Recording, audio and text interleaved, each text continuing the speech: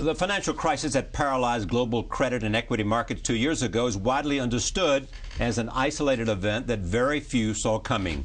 Many books have tried to better understand this period and why it happened. The latest is called All the Devils Are Here, The Hidden History of the Financial Crisis. It traces the 30 years leading up to the worst economic collapse since the Great Depression. I'm pleased to have Joe Nocera and Bethany McLean to talk about it and to talk about this book, All the Devils Are Here, The Hidden History. Welcome. Thank you. So here, let's just do a couple of things here to start this off. You two worked together for how many years at Fortune Magazine? Over 10. Over 10 together. Yeah. And so is that the sort of foundation for writing this book together? It really is that, and the fact that Joe edited The Smartest Guys in the Room, which was the book I co-authored about Enron. Right. And Joe and I have a great rapport working together. We keep each other's spirits up, and we work well together. Okay, so what is it about that, Joe? I mean, what makes two people who work together, each who have their own identity, on a common theme? Well, she's smarter than I am. Yeah, that's good. That helps. Right. But, you know, we actually both know what each other's strengths and weaknesses are. And that's, you know, she is so good at smoking things out, at reporting, at analyzing, at understanding. It took me so much longer than Cher to understand how a synthetic CDO operates or how all this Wall Street... You don't understand that? No, the reason I'm interested, if it took you a long time, it's going to take me years. Well, that's why and I'm a better synthesizer of information, and you know, I would say most of the editing. Bethany did most, say 60 to 60. She did the first draft. She did 2/3 of the first drafts, but we talk 4 or 5 times a day. We sort of understand where each other's coming from. When we have a problem with a paragraph or a page or a chapter, it's very easy for us to say that to each other, and there's no hard feelings. You don't have to worry. Joe's a better writer than I am, so when I turn in a first draft to him, he can say, "This is terrible," and I can say, "Okay, I have to go do it again."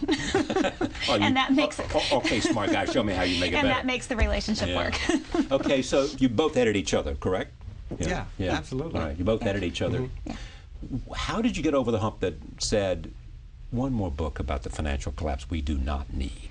We had some tough moments. We really did. There were great books that were written about the financial crisis, and we had our great moments of self-doubt. But the book we wanted to write, we always knew it was different than the other books that had come out. And how is it different? We wanted to tell the story of what created the financial crisis, not the story of how it unfolded and who were the key players at the epicenter as the collapse happened, but rather the story of what created the conflagration in the first place. And that's a different story. There's no TikTok in our book about Lehman Brothers, about Merrill. Right. This is not about what happened that weekend in September 2008. We end before that. Right. And we start 30 years earlier. Right. And we say, here are all the various things that had to happen, all the regulatory mistakes, all the mistakes in the subprime world, all the mistakes on Wall Street, how they all came together, how they interacted to create this basically disaster. Where did it begin? Well, we start with the invention of the modern invention of mortgage-backed securities in the 1980s, because it really brings the key players onto the stage. It's the moment where Wall Street and the government come together to create this new market for mortgage-backed securities. And like all things on Wall Street, it starts with the best of intentions, increasing the capital available for home ownership. Right. And it becomes something that ends in the worst possible way. And it brings the rating agencies into play, because as few people understand, at the very beginning, the rating agencies were involved in making this possible, as were Fannie Mae and Freddie Mac, the government-sponsored enterprises who are such a big part. Take the rating agencies first, how they were responsible for making this happen. Well, it's both the government and the rating agencies, because built into the laws enabling the modern mortgage-backed securities market was a dependence on ratings. They had to be given one of the top 2 ratings by one of the recognized credit rating agencies to qualify for all sorts of exemptions that made the market work. So this dependence on the rating agencies was caused by the government. And then over time, you had the rating agencies, who were also publicly traded companies with a bottom line that they wanted to get bigger, and with executives who wanted bonuses, who saw all the money that could be made from rating these things and giving them high ratings, AAA ratings, and it became a classic race to the bottom in the rating agencies. So the people who created these mortgage-backed securities, who were they? Well, one was Lou Ranieri, who was immortalized 30 years ago. I mean, at the time, by Michael Lewis in Liar's Poker. He's one of the central characters. And then another is one of the most important figures in modern finance, Larry Fink, who's played such an important role in helping the government unravel some of these toxic securities. And then we also say that David Maxwell, who was the man who saved Fannie Mae at a time when it was basically on the verge of imploding itself, as a third major figure. Because what people don't quite understand is the creation of this market, even though it's viewed as a Wall Street market, could not have happened without the support of the government and without the support of Fannie Mae and, to a somewhat lesser extent, Freddie Mac. Okay, how did they do it, the government and then the support of Fannie Mae and Freddie Mae? Well, you had to have they needed the guarantees.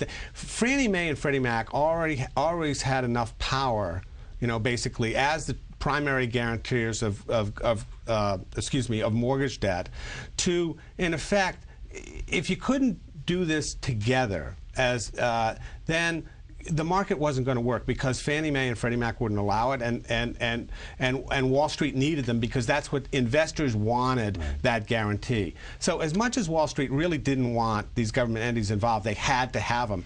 And the great irony is, one of the reasons the subprime business became so big is because Wall Street was looking for a way, always, to create a securitized mortgage market that didn't involve Fannie and Freddie. And so the origins of the subprime securitization market was the desire to have this market, Wall Street to have this market all by itself. The other person you mentioned... Now, having said that, she is the world's greatest expert on Fannie and Freddie. Is that right? Not the world's greatest expert. Is that what you want on your tombstone? The world's greatest expert on Freddie Mae and Fannie Mae. That is a frightening thought. Okay, so it's Raniere and Larry Fink, right? Yes. Who's now at BlackRock. Yes. Right. And what did he do? Fink did what? Well, Fink at that time was at First Boston, and Raniere was at Salomon Brothers, and these were really the guys who were instrumental in creating mortgage-backed securities. These are smart financial guys. Smart financial people who figured out how to package up mortgages and turn them into securities that investors around the world would willingly invest in. And there are all sorts of complexities in a mortgage that make it a difficult instrument for investors. And so you had to figure out a way to make it simple. And packaging them up and turning them into securities was the way in which that was done. And that turned the mortgage market from this small, localized market where if your local bank was willing to give you a mortgage, you got a mortgage. If not, you didn't. And if the local bank didn't have capital, you didn't get a mortgage. And it turned it into this global market where savings in China could be financing a homeowner in the United States. There's no connection, but there was no contact between... And there was no contact between them, unlike in the days of the person who gave you the mortgage and the person who had the mortgage. And that turned out to be a very important point. Important point because? Because one of the things that changed in America once you had mortgage-backed securities is that the link between the borrower and the lender was cut. The lender didn't have to care anymore whether the borrower could pay the money back, because he shipped it upstream. Risk away. Yeah, he shipped the risk up, and then Wall Street didn't really care whether the borrower could pay it back, because he was selling these securities to investors, and so the whole idea that the bank worried that you were going to pay the loan back, which is the basis of borrowing, it's the basis of finance, it's been part of the way the world works for hundreds of years, was suddenly broken. And it really changed the way people thought. And what's fascinating... Go ahead. I was going to say what's fascinating is that people saw that coming at the time. People worried at the very dawn of mortgage-backed securities. There was a guy named Leon Kendall who became a securitization expert, who in testimony before Congress said, I worry if we sever this link between borrower and lender, and if we don't enforce sound practices, that this very product that we're going to proliferate is going to turn out to have been soiled at its core.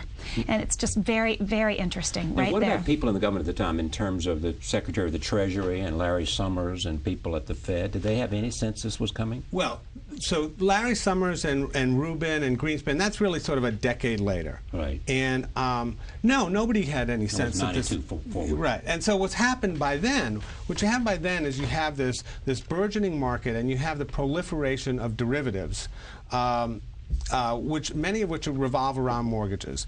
And What you have in the 90s is the beginnings of a push by some people to say these are dangerous, they ought to be regulated, something needs to be done other than just letting them go untrammeled in the marketplace. And why didn't people listen to those people? That's the question, isn't it? It is. I think there are two reasons. I think one was this ideology about modern finance that innovation is always good, and we shouldn't do anything that might stymie innovation. And the market is always right. And I was going to say the market is always right. And those two things combined, plus some lobbying money from the financial industry. Yes. So you have both implicit and explicit corruption. Implicit because everybody thinks the same way. Explicit because there's money changing hands. And so when did somebody smart who had a lot to lose know what a mess they were in? Well, you know, there's... I mean, you talk about Merrill Lynch and Stan O'Neill here. But there's a good example of the opposite, because they didn't understand what a mess they were in until very, very, very late, as was true of almost all Wall Street institutions. Okay, but Merrill Lynch there is the issue, though. All of a sudden, you know, you've traced this thing, and the development of mortgage-backed securities and derivatives are there, and some people are saying this could lead us into a bad place. But overall, people said, no, there's too much money to be made here. That's exactly We're not going to listen to you. That's exactly what they said. And also, there is something you call Goldman envy, too, or somebody called Goldman envy. You know, everybody said, look how much money those guys are making. We want to be just like them because we would like to make that kind of money ourselves. So far, so good. But they didn't know how to do it. Because they weren't as smart as Goldman was in some ways. And then Goldman, because they were so smart, recognized at some point the danger of it and reduced their risk, correct? They did, in ways that, as some would say, took advantage of their clients and wasn't particularly seemly. But a firm like Merrill Lynch, what happened was a machine got built on Wall Street, a machine that used subprime loans as their fodder. And once this machinery got going, nobody wanted to stop it, and in some ways nobody could stop it. So a place like Merrill Lynch, you know, what happened the last year before Merrill Lynch realized it was in trouble is that the mortgage department, with these new people in charge of it, they couldn't sell the AAA securities anymore. Nobody wanted to buy them anymore. They were saturated.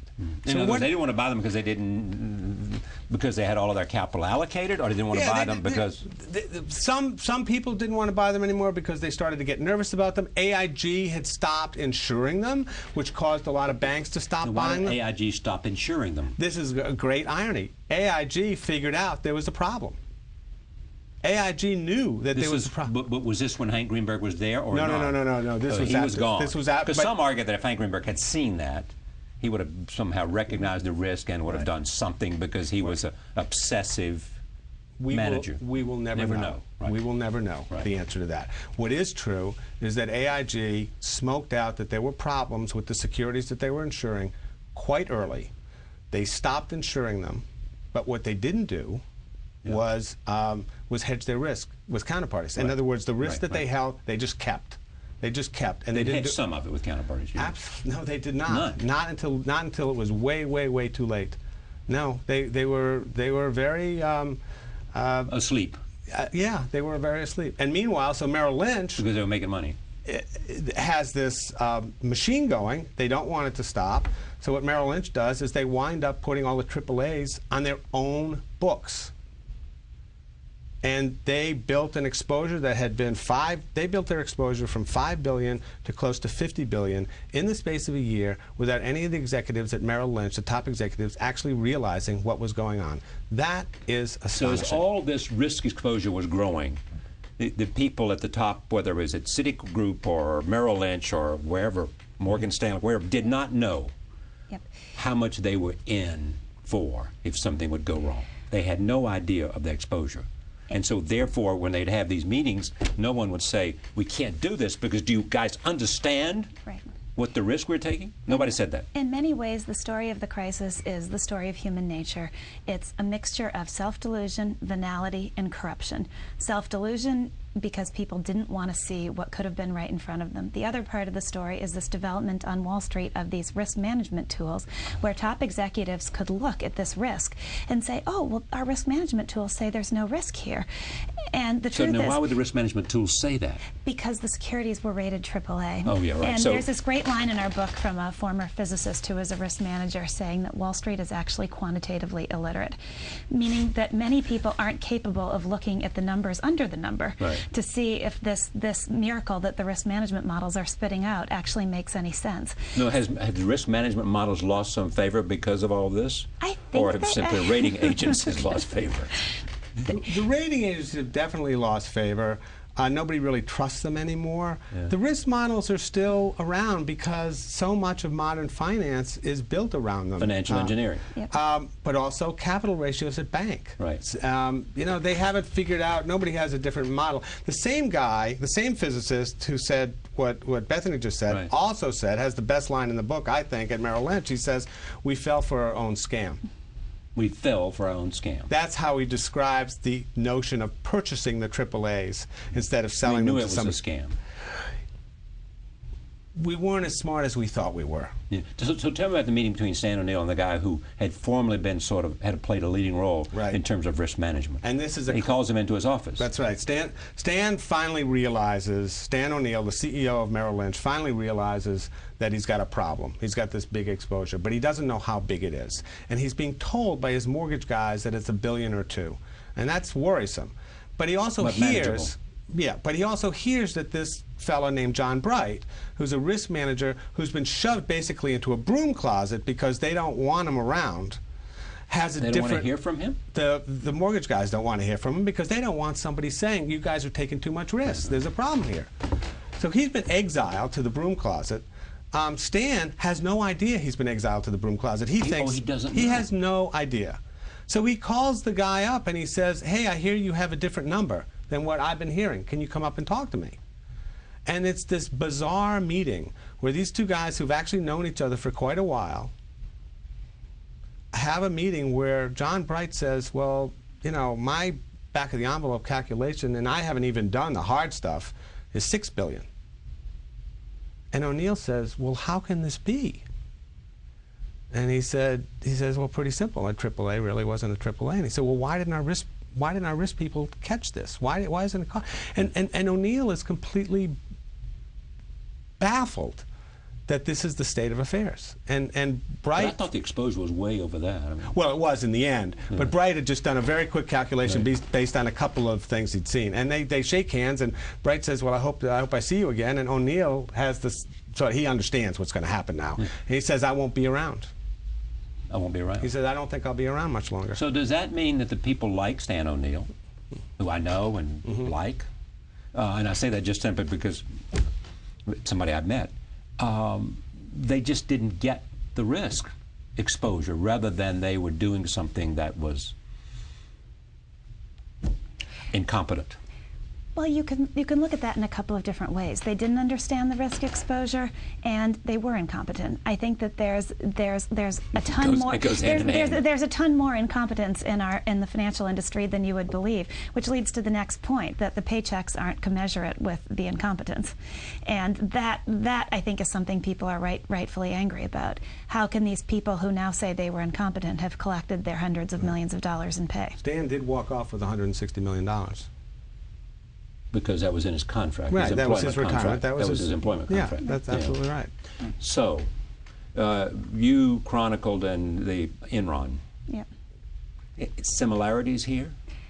I think in many ways Enron was the canary in the coal mine, and in ways that are simple, from off-balance sheet accounting vehicles. We all remember at the heart of Enron's fraud. Right. That's what caused Citibank's problem. That's what helped bring down our financial system, were these off-balance sheet vehicles called structured investment vehicles.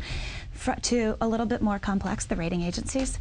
They were wrong about Enron. They rated it investment grade right up until 3 days before its collapse. In the wake of Enron, there was a flurry of hearings in Congress. What can we do about the rating agencies? We need to fix this. Nothing happened. The rating agencies went on to be at the heart of the financial crisis. To this story of human nature. In the end, the Enron story is also a story about people, and it's a story about the complex mingling of this self-delusion and this corruption. And in the end, this story we tell is also a story about a cast of characters and about a range of fatal flaws. But is it the flaw of greed or more? It's a mixture. It's a flaw of greed, it's a flaw of self-delusion, it's a flaw of sometimes outright corruption. It's a complicated mixture. I think at the core of it, there is greed. Everybody's incentive was to get paid. But greed is not illegal. No, greed is, it's not. And that's why you haven't seen, in the end, that's why you haven't seen many prosecutions coming out of the financial crisis. There is a difference between what most of us perceive as ethically wrong, greed, venality, self-delusion, and criminality. Point out to me what was ethically wrong beyond the compensation structure. Okay, I think it was ethically wrong of Wall Street to buy up mortgages, package them up, and sell them off to investors, saying that they were doing due diligence, meaning saying that they were investigating these mortgages to make sure they were as billed, when in truth they weren't. I think that's a problem. I think it was wrong of mortgage brokers around the country to make loans to people who they knew could never pay them back, and to encourage those people to lie on their applications so that they could get mortgages. And I think it was unethical. I think it was questionable for regulators in D.C. to look the other way as they heard story after story, starting in the mid-1990s, that people were getting loans that they couldn't pay back. Was it wrong to bet against your clients? I think so. Bethany may but sometimes yeah, go ahead. Bethany may have a slightly different view of this, but I think much of what Goldman did in getting out, in sort of understanding they had a problem, and earlier than anybody else, and kind of getting out so that they were whole by the time the financial crisis took place, I think they did a lot of things that they should be ashamed of. Well, list them. Well, primarily, you know, this is a firm whose first core principle is our clients always come first. Our clients' interests come first. Well, guess what? They did not put their client. They took full advantage of their clients to shove lousy securities down their throats, and basically did not tell them what they thought of these securities, and they did so knowing that their whole goal was to reduce their exposure to risk and lay it off on their own clients. Do I think that's wrong, morally wrong? Yes, I do. They would argue they were making markets. I know. They argue that till they're blue in the face. But I think we've documented in our book, both in the way they deal with AIG and in the way they, in our recounting of these structures, that their behavior was, if nothing else, unseemly. And do you have a case here in which the government did not do their role all along, the SEC and everybody else, and that when it came time to negotiate, the negotiation wasn't there? I think that's unquestionable. One of the things that was there were many surprises to me in working on this book, but one of the things that was most surprising was to go back to the 1990s and find that consumer advocates were warning, starting in the 1990s, that subprime loans were a huge problem, that they weren't good for consumers. People were getting loans they couldn't pay back, and in the face of this, the federal regulators and Congress did just about nothing. Now, who was it? Just give us the heroes here. Who were the people who were warning of all this? There were consumer advocates from groups in Cleveland to groups in California, including something called the California Reinvestment Coalition. But there were really groups of consumer advocates across the country who were going to Congress, knocking on doors, saying this is a problem for our I'll tell you who understood it. The people like John Paulson and others. They're the guys who understood it. And they understood it, but before they understood it, the consumer advocates understood it. And the consumer advocates in part led them to it, I assume. But of course, you hear the word consumer advocate, and people just think, oh, they're a bunch of liberals, and I think that's partly why people like Alan Greenspan didn't listen to them. But Bethany had a great insight as we were working on the book, which was it doesn't matter really in the end whether it's subprime lenders making predatory loans or whether it's borrowers trying to take advantage of the lenders to get money they can't really afford. All that matters is that millions of Americans were getting money that they could never pay back. Who cares who's at fault? Isn't that a systemic problem? Isn't that going to cause this country a heap of trouble? And guess what? It did. But no one in Washington was interested. What do you say then, and how do you assess that? In other words, people were, of their own knowledge, making commitments beyond their means to pay back. They should have understood that, but they went ahead and they were encouraged by other people to do that. So on the one hand, you had people, who should have known better. On the other hand, you had people who should have known better who were encouraging them to do it. Right. So how do you parcel out the... I completely sympathize with that question. I have a huge belief in personal responsibility. Right. Another shocking moment for me in reporting this book was finding these internal documents at Washington Mutual talking about how you convince consumers who wanted a safe 30-year fixed-rate mortgage to take out an option adjustable rate mortgage instead, and how you talk somebody who said, but I want to pay my mortgage back every month. That's the way my father did it, into taking out one of these newfangled, riskier products. And the way you did it was by telling them that home prices only went up. And the reason Washington Mutual and other firms wanted to do this is because they could then turn around and sell these loans for Wall Street to more money than they could sell the old fixed rate mortgages. And so I do believe in personal responsibility. It's at the core of life. On the other hand, when financial institutions have no shame and no scruples, should it really be all on people to defend themselves against that? Shouldn't it be a mixture of responsibility? Shouldn't it be both? So now we have financial reform. All this is taken care of. It'll never happen again. Ha! Again? The Dodd-Frank bill is very well-meaning, and it does some good things, but so much of it is still left to regulators to write the regulators. I mean, real regulations, excuse me. So much of it is just kind of a wish list of regulations. But they acknowledge that. I mean, well, sure, but now Christophe will acknowledge that and saying, look, we just couldn't get in doing all that stuff ourselves. I know that, but now we have.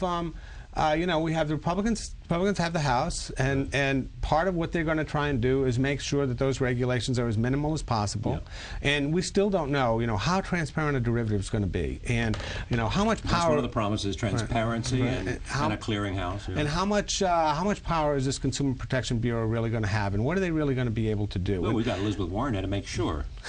She has neither been nominated nor approved. There's a big difference between regulation and good regulation. Yeah. And in the end, the people who say that all that was necessary to prevent this was already in the power of regulators, they've got a point. And there's a difference between... So it was enforcement was the question. It's enforcement. Knowledge and enforcement. It's enforcement and ability. Right. And so a regulator has to both be able to spot the problem and then have the willingness to do something about it. Are those two things that were in such short supply during the crisis suddenly in place now? I don't know. The Volcker rules. I can go to either of you. I actually think it's kind of irrelevant. I hate to say this, because Goldman will tell you that 90 to 95% of its trades, even prior to the Volcker rule, were done, quote unquote, on behalf of clients. And yet, most people think of them as being a huge proprietary trading shop, i.e. trading for their own. But are they still in that business, or have they dismantled that business? The proprietary trading. They've dismantled what was pure proprietary trading, but so much of their business is helping a client do a trade, at which point Goldman then has its own capital at risk in the market. So Goldman then has to trade around that position in order to mitigate its own risk or to make money for its own account. A kind of hedging on its own? Yeah, or making money for its own account once it has its own money at risk in the market. So the idea that there's this clear line between proprietary trading and client business, there's no clear line. It's all blurry. And there's a big fight about that blurry space, about when a firm that's getting in the market in order to satisfy a client, what they can do once they're in the market. Back to when we talked about risk and risk management and all of that. It had also to do with leverage. It had, 40 to 1, all that kind of stuff. It had to do with leverage. It had to do with capital requirements and all that. Has that been changed in a way that therefore people think more about risk and they cannot take those risks unless they have more capital in place? That is in process. But that's good? Yes, absolutely. Okay. You would solve a lot of these problems. Some good things have come out of this, yes? Absolutely. You would solve a lot of this problem with just stricter, higher, tougher capital requirements. A lot of. In fact, that was a bigger issue than some separation of activities. I basically agree with that. Yeah, I think that's right. Don't you agree with that, Beth? I do. Yeah. Absolutely. So, I mean, there was too much leverage in the system. So that when things went bad, none of the banks had enough capital. And when things went bad, they were all in the same boat, and with short selling, you're in trouble.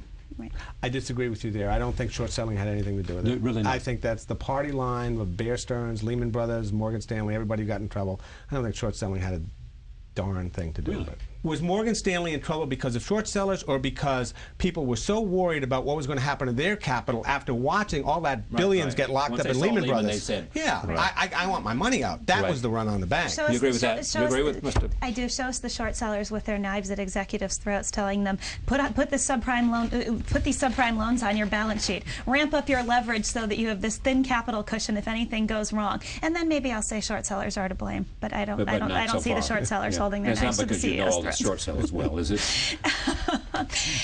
I firmly believe in the role of skeptics in the marketplace. I think they play an important role. And short sellers are skeptics by definition. And short sellers are skeptics. I think they played a role in this. I think if we had listened to skeptics in this crisis, I think if we had listened to skeptics in Enron. Now, go ahead. I think the crisis would have been mitigated, if not averted. Now, was anybody saying, when the short sellers were making these points, when Paulson was there, was anybody saying, oh boy, he's just stupid?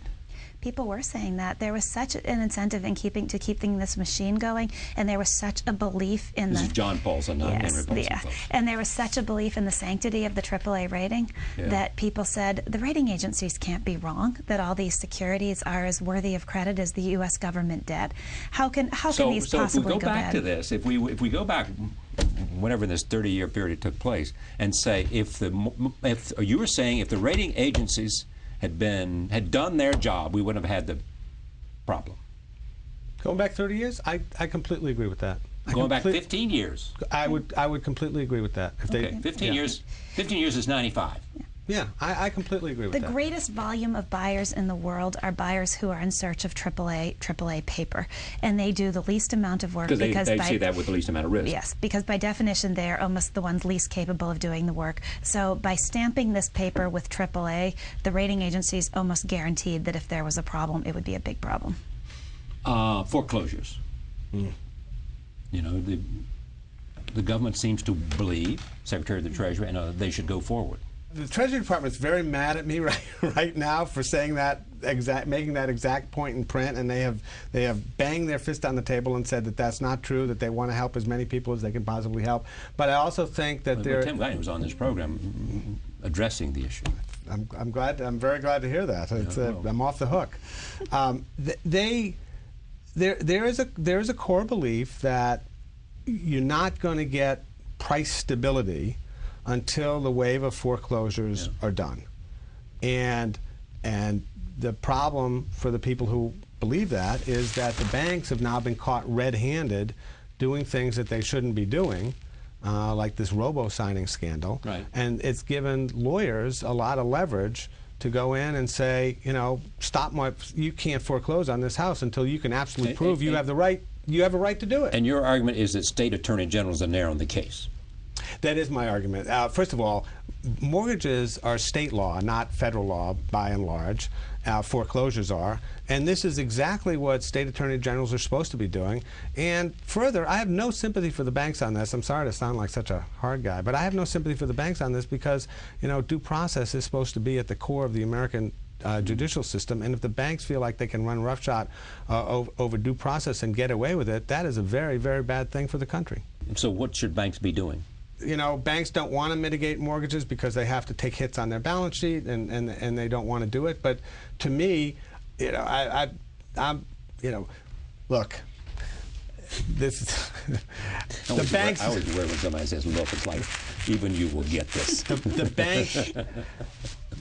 I think one of the things we document, and all the devils are here, is the extent to which the mortgage industry persuaded people to buy houses they couldn't afford. So now they're saying, okay, fine, we'll take them away. Something's not right. Something's not in your balance that says this is some barometer in you. That is right. Says this is not quite fair. That is how I feel about it. Yes. So what about the bailout of General Motors now that General Motors is facing an IPO? Well, there's a big argument out there that not just the bailout of General Motors, but TARP itself, the Troubled Asset Relief Program, that it all works. It all turned out, didn't it? Look, people have paid back the money. Everything's fine. How can people across the country be so mad when we got all the money back? Of course, unemployment is at 9.6. Right, and I think what that argument totally misses is the havoc that this wreaked on the country in the form of unemployment, and also the real cost that the necessity of low interest rates have wreaked on the country, both in terms of the returns that savers are earning on their savings, and the weakness of the U.S. dollar and potential repercussions in terms of inflation. And so the idea that this is all sort of cost-free and that it's all fine and, hey, it all worked out in the end, I just think that's an enormous fallacy. So having access to the people that you have access to, do they think that we really are, as Muhammad El-Arian will suggest and others, there's a new norm? We will be a long time getting back to sort of 2006, 2007.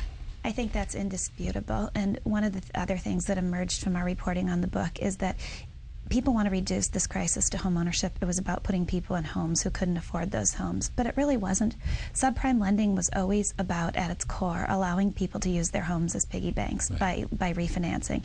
If you hadn't, and this conviction, the housing market would always go up. And if people hadn't been able to do that, then consumer spending in this country wouldn't have been what it was for a long time leading up to the crisis. Because we were a consumption society and a spending society rather than a saving society. Right. And we were fundamentally spending beyond our means, and that's what subprime loans allowed the country to do. And we couldn't have done it unless we had some people willing to take our debt.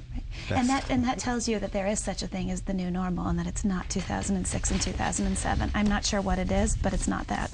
All the Devils Are Here, the hidden history of the financial crisis. Is there a movie in this?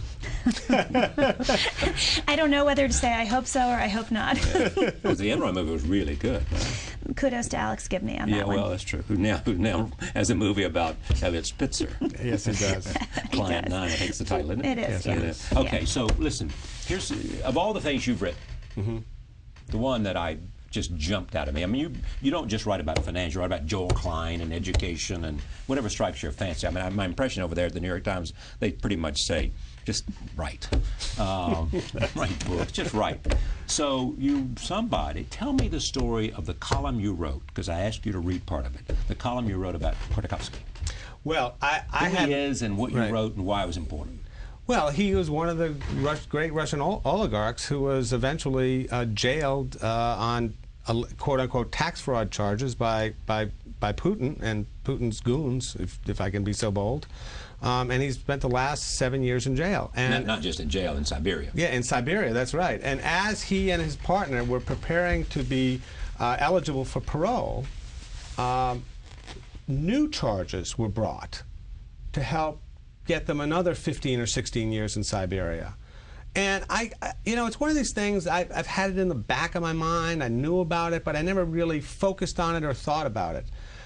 And at the end of his year-and-a-half trial, which was, earlier this month, I got an unsolicited email from some committee that supports him that just all it had was his closing statement at the trial.